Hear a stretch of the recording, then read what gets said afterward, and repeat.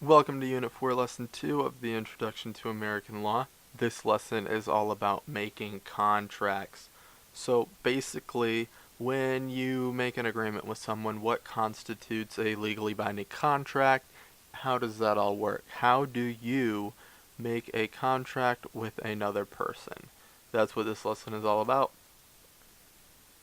Making contracts really hinges on this one fundamental principle of our current legal system, which is the freedom of contract. And the freedom of contract is really two parts. The first being the freedom to contract. This means that we can enter into whatever contracts we wish, essentially. You are not forced to enter into certain contracts for the most part. You can contract with anybody, and you aren't limited to contracting to a certain number of people. There is no one who's going to force you at gunpoint, like this fine gentleman on the right, to sign a contract. Along with this, the freedom of contract includes the freedom from contract. That means that you have the ability to choose to enter into a contract or to not enter into a contract.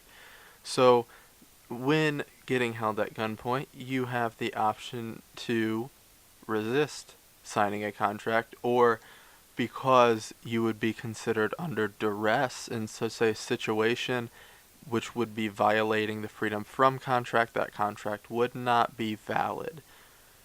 So really the freedom of contract is essential to our contract legal system.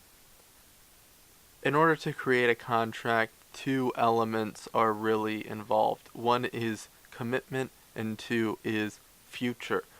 Commitment meaning basically agreement between you and the person you're contracting with, and then future meaning you are agreeing on some sort of future state that you wish to bring into being. You can't create a contract for something that happened in the past, or your contract isn't going to alter the present, it's going to alter the future. So, when we talk about commitment legally, one thing that is important to distinguish is that we are not talking about intention.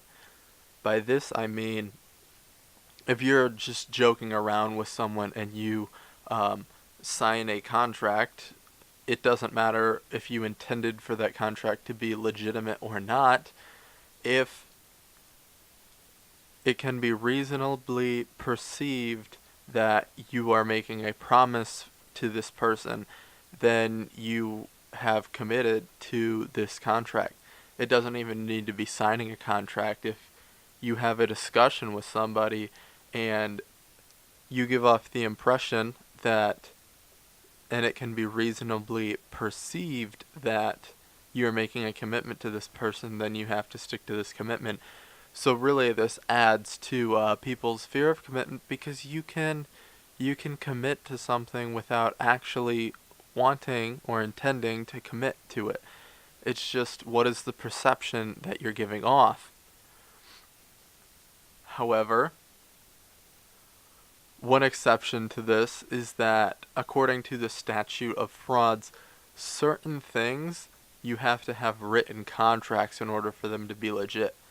So for all of these reasons listed on this slide, these types of contracts would need to be in writing.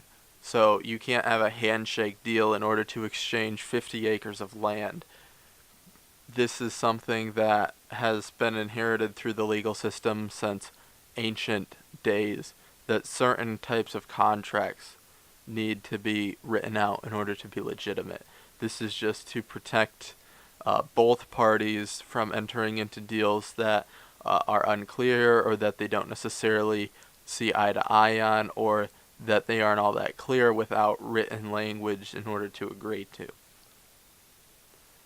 However, there are two parties that are protected from contracts. What that means is, if these parties enter into a contract that they didn't necessarily want to, then they can pull out of that contract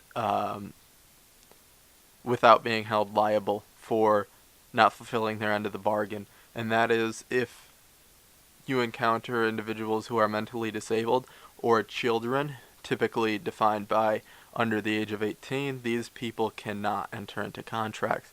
They are considered to lack the capacity to contract because they are not developed enough. They do not hold the state of mind necessary in order to contract intelligently. And this is 4.2, making contracts, in the Introduction to American Law course.